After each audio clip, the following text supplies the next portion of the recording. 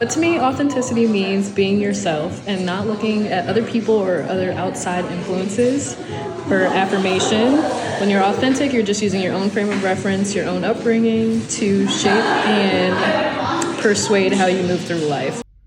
Hello everyone, good afternoon. Today I will be summarizing two concepts that we have learned in our past 2 weeks. The first concept is going to be about doxa, which is social and cultural knowledge, in comparison to episteme, which is the real world knowledge, and how that relates to authenticity.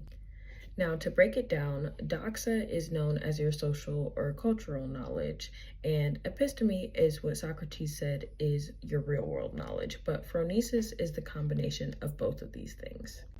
Now, something that's important about this discussion of great debate is what we come to realize in rhetoric and as people when looking at people for credibility and understanding their ethos is not only do we want them to have the real knowledge in order to believe them, but we want them to have the social and cultural knowledge.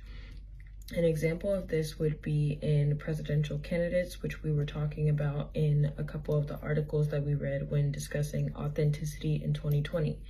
So for an example, Kamala Harris is considered inauthentic when she's going on things like The Breakfast Club, talking about her favorite musical artists, things that she has as memories of cooking Indian food with her mother, but also making things like collard greens in the bathtub. And we wanted to know why that is. And I think it related to Danielle Allen's article about interracial distrust and talking about why she casts the problem of interracial distrust in the United States and says it's a general problem of citizenship. So I think these two concepts in general relate to how humans interact with each other and the rhetoric that's used on believing people to be authentic and kind of forming those relationships. And the reason I chose this as a topic is because both of these ideas are about a sense of trust and a sense of social accountability that relates on credibility, which sounds a little backwards. You would think if someone automatically has the qualifications, in Kamala's standpoint, she served in all three branches of government, you would think she would be more than qualified, yet you still have these people who are challenging her beliefs based off of what they feel is how she reacts to people socially through rhetoric.